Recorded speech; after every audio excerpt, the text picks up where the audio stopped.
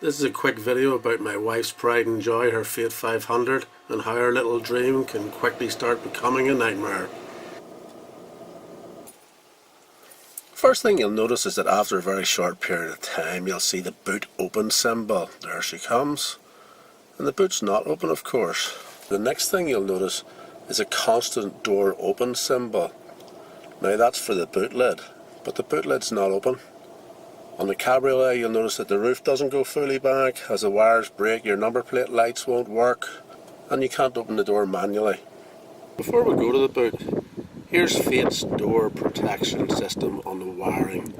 This is like a corrugated rubber gator, nice and flexible. Wires travel inside it, and the wires feel quite flexible there too.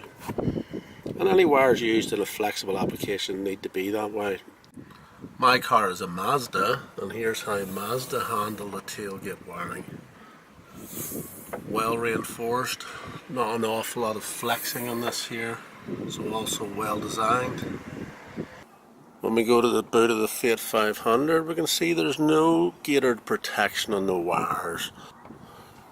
The routing of the wires seems to be quite badly thought out. It's hinging right up at the top there, exactly where the wires are breaking.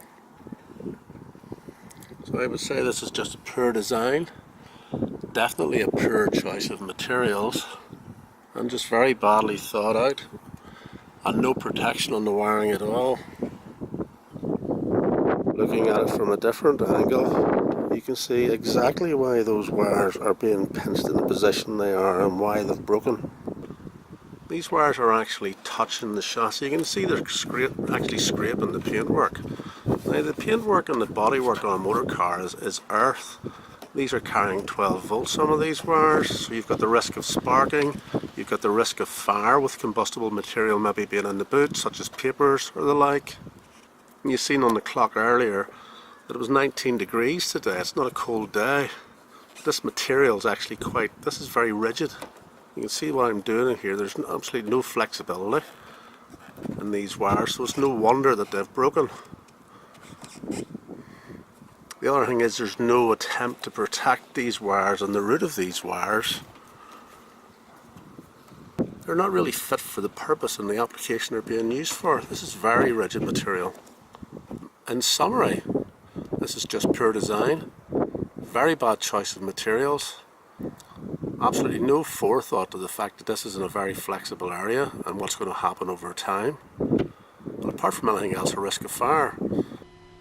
Now this problem has been very well documented. All you have to do is go into Google and Google Fiat 500 boot wiring fault, or trunk wiring fault, or tailgate wiring fault, depending on what part of the world you're in, and you can see the results.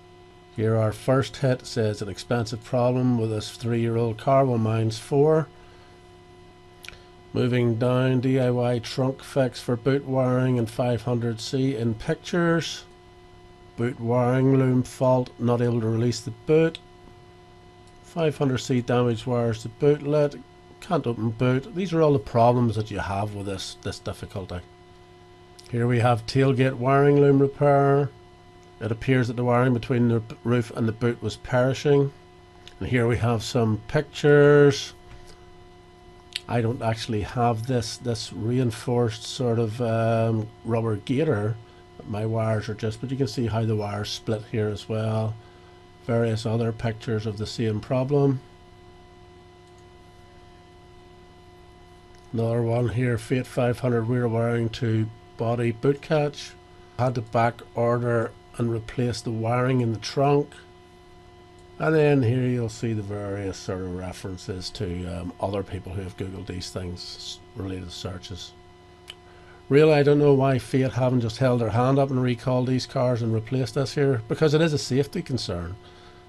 If somebody has newspapers or some combustible material in the boot and you get a spark from one of these wires, that could be a serious issue and very, very bad press.